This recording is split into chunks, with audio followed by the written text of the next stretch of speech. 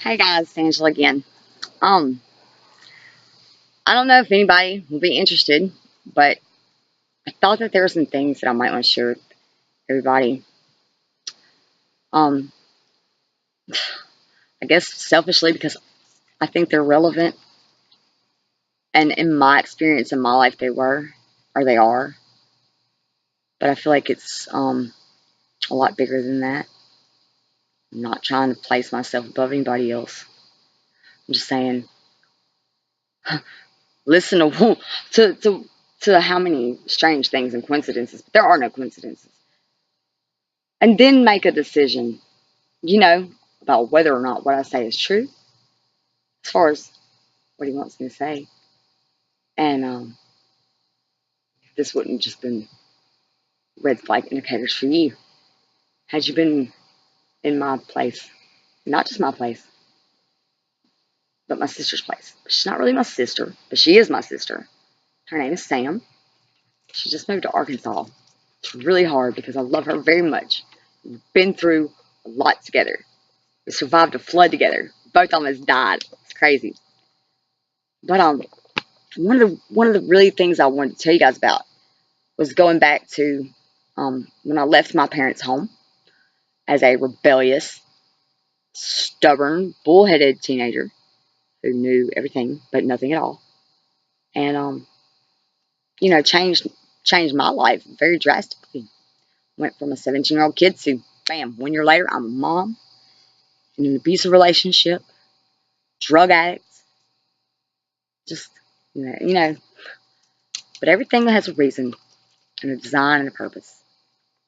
But I would like to tell you guys about the man that I spent 7 years with before I was released. Because anybody who studied the Torah or the Bible at all knows that on the seventh year, that is the Lord's release, whether it be a slave or the tilling of the earth. Seventh year, it's over.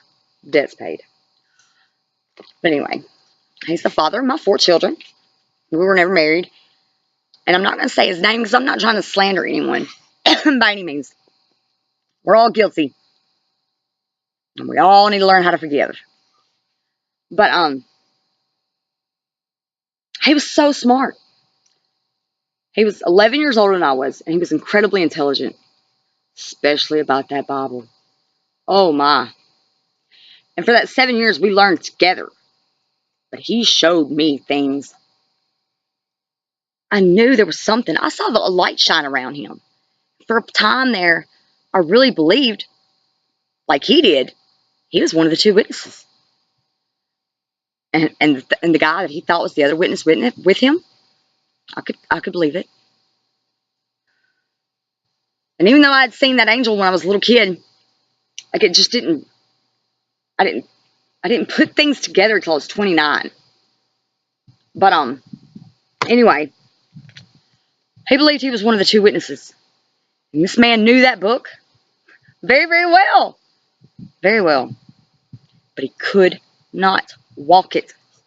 He was not a good husband to me. Was he a good dad? Yeah, he loved those kids. He wasn't good to me. And something inside of me knew that that wasn't right. That wasn't the way a husband and a wife, boyfriend and girlfriend, whatever, however you want to look at it, that wasn't the way it was supposed to be. I grew up with a mom and a dad. I was very blessed in that respect because a lot of people don't have that, especially now. Divided families and people all over. We're all very sick with a very worldly condition, but it's not a medical condition. It's a spiritual condition. Our spirits are so beat and broken, but they're still there. That light just hangs on. So when I would go through these terrible, terrible, you know, ordeals with this man being abused physically, mentally, and the mental abuse was worse than the physical any day. I would rather him hit me in my face than said some of the stuff he said to me. And I could not wrap my mind around how someone who knew that Bible so good and so many mysteries have been revealed to him, why he couldn't just be the man I wanted him to be or needed him to be for our family. I think it was part of his curse. Sins of the fathers, absolutely, because he was repeating what his dad had done. His dad ended up taking his own life because he was lonely. There was no one there to take care of him or help him. And we separated. And after we separated, hold on, let me rewind. 17 when we got together. And he told me that I was never going to be nothing but a whore. And this was a couple weeks after we moved in together. And that's when it got bad, you know that. Wasn't like that at first. It was an illusion. He told me I would never be anything but a whore. And that really bothered me. Bad. So I went to the Bible. And I started in Psalms and Proverbs. And I found Proverbs 31. It was the description of a virtuous woman given to King Lemuel by his mother. She told him exactly what he needed to look for to find a good wife, a virtuous woman. So at that point in time, a teenager who had, yes, seen an angel when she was a kid, but pretty much put it out of my mind. I remembered it. I remembered at 16 because something happened with a friend in a car wreck and somebody else seen these angels in a doorway, and I was like, wow, I seen one in a doorway. But, so that was the first time that kind of got dusted off and brought that memory back. But, I wrote that scripture inside of me. And I said, I'm not going to let this man determine what I'm going to be when I know that's not who I am. 7 years I was faithful to him. He was unfaithful to me the entire time. I've forgiven that. And I don't like hashing up the past. I don't think that it's healthy for us to do that. But we need to know and remember where we've been. But we must learn from our lessons. That's the important thing, and it's really hard. It is. It's really hard. It's hard to forgive somebody for physical or mental wounds that they put into you or other people that you love. And forgive. But remember, forgiveness is not for them. It's for you. It's the setting free of you. Your spiritual needs. We must forgive to be forgiven. So anyway, we were living in Missouri. And I had my son at that point in time. He was born April 15th of 2010. He was a little bit baby. And I had managed to get off to the grocery store by myself. And I was still studying the Bible, a little bit here and there. I was going down the road and I was like, God, you don't love me, do you? You don't love me to let me suffer like this in this relationship. I was crying and cursing our Father. And he spoke to me. And I heard it though, but I heard it. I know it was in my head, but I heard it. My child, how can you think I don't love you? And it was at that instant, everything in my mind, like the little wheels started spinning. And I started realizing at that moment, I could change it. If I didn't want to be in that relationship anymore, and I had to put my kids backseat to me because I was in fear for my life at the time, you know? He wasn't well. But I saved up the money, got a U-Haul, came back to here. And we split up shortly after we got back here. But it was very, very, very needed.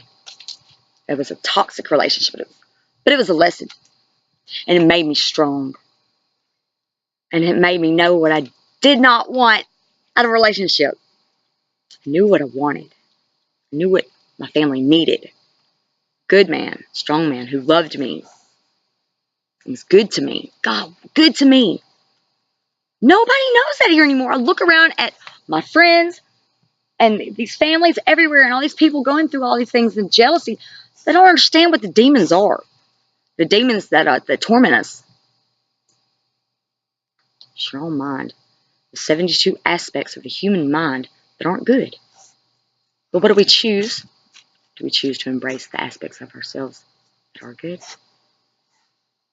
No, there's 9 fruits of the Spirit that are good. When we possess all 12, we become spiritual. Here on earth and in flesh bodies, we can only possess 9 of those fruits. Possess all 12, we become spiritual. the 72 aspects, which 7 plus 2 is 9. That's our bad side. You know, they're the demons. And some of us fall more subject to the jealousy demon or the rage demon or the suspicious demon, or there are so many of them. And those demonic forces don't want anything but to tear us apart from what we love and what we're supposed to have. So I'm sure a lot of you know what I'm talking about as far as the dark forces go and the demonic forces. They're very real. Don't let anyone tell you that they're not real, because they're very real.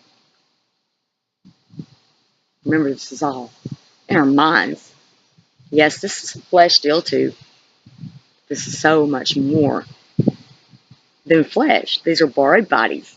Came from the earth, Gaia. We're going to return them to the earth, Gaia. We're going to be spiritual, what we were before we came into these bodies. That's okay. We don't embrace the spiritual. The churches that have been established here, I have a lot against the churches, but I don't mean to be cruel about it. But you get angry, you know. I mean, or I personally have gotten angry, and I never wanted to be there, and I never heard anything they said. I fell asleep. I couldn't help it. It was like he put me to sleep so that I wouldn't hear it. Everything I learned from the Father, from divine revelation and study to show thyself approved. He did not want burnt offerings. He only wanted for us to seek the knowledge of Him. So when we come to want to know Him, whether by blood or adoption, we become His children. And it's awesome. It's so awesome. And I love when I see these videos and people are telling about their dreams, and they believe, and they know this is real. I believe like you wouldn't believe that I believe. And Samantha does too, you know? And no, we're not together right now. She's my witness that stands with me. And if we're not the two witnesses, that's okay. We're going to witness anyway. We're going to witness for the good that is our Father. We're going to witness for the love that He has, for the mercy that He has, the compassion He has, the hand that's still outstretched for us. All of us. Even the sinner. He came for the sinner. He didn't come for the righteous man. The righteous man's already righteous. He's here for the sick, the prisoners, the ones who are captive to their own minds.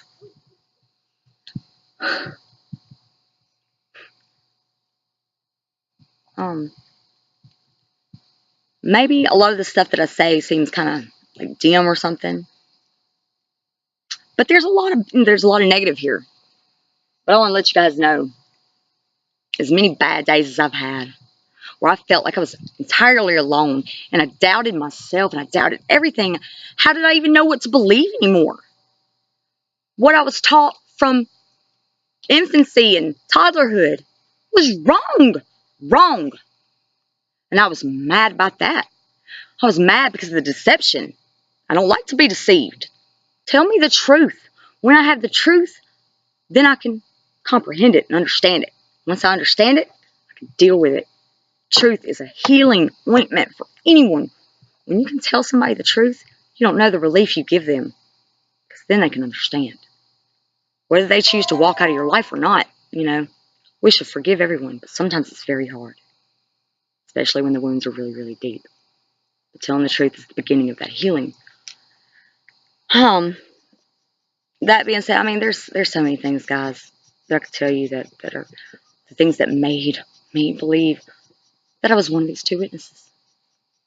And like I said, even if I'm not, I know there are many, many, many witnesses. And we have to start talking to each other, and we have to edify one another. There are many, many gifts. Many, many gifts. One has the gift of deciphering. One has the gift of prophecy. One has the gift to teach. But it's all of the same Spirit. So if you are called by the Father, truly called by the Father, you're not standing in a church. Like that one lady said, what's her name? Sister Sharon. I like Sister Sharon. She did the videos on the prophets and the prophetesses. the reasons why he isolates them, 25 signs you've been called to be a prophet. And she made my day one day. She said, nobody knows who you are. Most of the time, nobody hears you. My husband even says, I'm a broken record. Maybe so. Can't change it. That his word doesn't change. The things in the Bible that are true. He made sure they got there. The devil could put his hand in there and deceive and twist what he pleased. But the truth is there. And there's so many things that were hidden from us purposefully. But that's okay, because this is the time of revealing. This is it. This is it, and it's so exciting. Like I said, as many bad days as I've had, lonely days, or however you want to look at it, I've had some bad ones. I thought I was going nuts. I thought I was insane.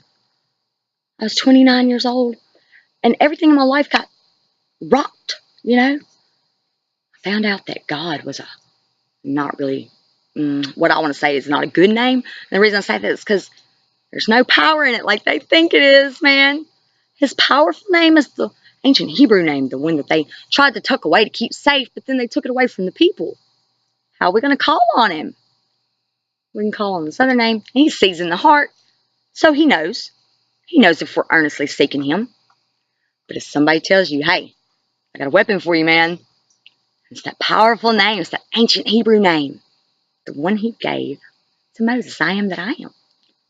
Well, if that's a powerful name, and we're in a bad situation here, let's start using it. Let's start praising Yahweh. And then, when he sees us leaving the way of wickedness, calling on his name, he will say, look, they are my people, and I am their father. And he will bring the remnant safely through all this is going to happen. I believe I'll be with whoever he wills me to be with here every step of the way. I don't fear man. What can they do but take the breath from my nostrils? And yours too. Because after that, judgment.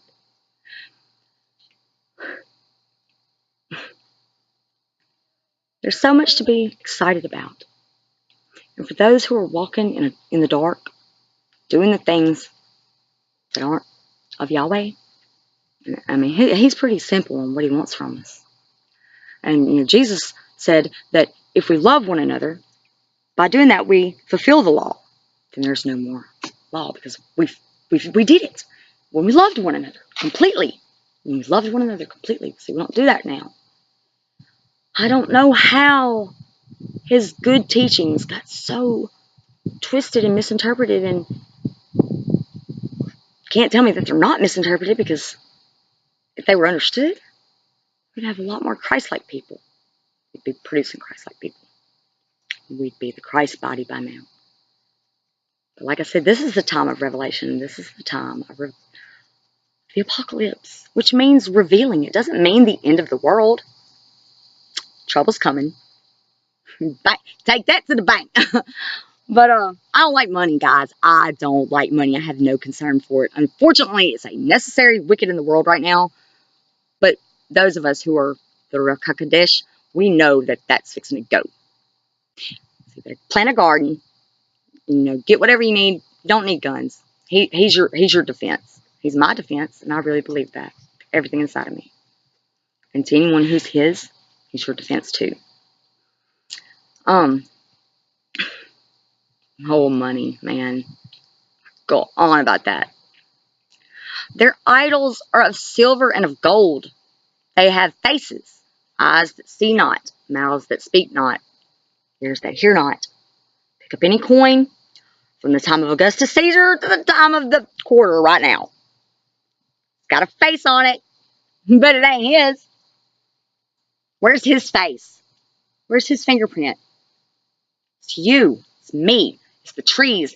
It's the air. It's the rocks. It's the water. It's everything. We are one. But we're divided right now. And I'll tell you something that's so crazy. Religion, the word religion and etymology, and a guy did a video and he broke this down. It was the, I don't want to say the word wrong, so I'm not going to say it, but it was the Secret of Secrets video. The acronym, maybe. I was blown away. That religion actually means united or union. But the religion that we have now, I've been telling people for years, religion equals division. I didn't study that. I didn't etymology that one. I didn't like trace that one back. But I've done lots of other words. It's always just something he'll pop in my head. Like edify. I knew I had seen edify in the scripture, but I didn't know what edify meant. I'm on the hammock one day, and I had wanted to talk to this lady, like personally, and shot it down. Well, she didn't shoot it down. She just said she was busy. And I kind of understood that, but I'm like, man, don't y'all want that personal edification one to another? For somebody to acknowledge the things that you're going through, but for each other. And I didn't get that day, but that was okay. But that was when he showed me what edification was. It's to benefit or to enlighten, whether morally or spiritually. So if we edify one another, we lift the apa. And we can get out of here. We can lift the veil. The covering, what's covered us. Sin is the blanket that covered us. And through enlightenment, we can lift the veil. We can be his people. He can be our Father. He can be Yahweh. And we'll know his name and we'll sing praises to his name. It's going to be so great. Yes, it's going to be pain too. We're going to see a lot of things that we don't want to see. And let's just touch on this point. Rapture. I would like to believe that a UFO is going to come pick me up and I don't have to see anything bad. But if that doesn't happen, that's okay. If I die, that's okay. Whether I die as one of the two witnesses or I die as Angela that nobody knew, it's fine too. I helped who I could when I could. And I gave them sound wisdom. I tried to, what's the right thing? And you have to change your perspective sometimes. You got to see it from every angle. You can't just see it one-sided. We got to have compassion for one another. We got to realize that everybody here is in a bad way. We're all chained. Bills that don't do anything but lead people to stroke and heart attack, and the chemicals that they push on us. Oh my gosh, it's in the sky, it's in the food. We're so prisoner. But we don't have to be anymore. We can be set free, and we do that with truth. Give one another truth. Love one another. We can go home. And I'm excited about that. So be strong and of good courage. And if anybody wants to reach out to me for anything, if I can help, I will. My email is standforyahweh29@gmail.com. And I really, really, really believe that there's lots and lots and lots of witnesses. Are there two anointed ones? Absolutely. Do I believe that I'm an angel incarnated? Yes. My name is Angela Moline. I was named Messenger at my birth, September 9th, 1986. The 9s deal in divine judgment, and through judgment, he showed me that we all are guilty. But if we start to walk in his way, follow his commandments, and love one another, he'll bring us back to glory. We'll shine like the brightness of the firmament. And that's something to look forward to. Anyway, guys, y'all have a blessed evening. Praise our Father for this beautiful night. I think I'll stay out here a little longer. Shalom.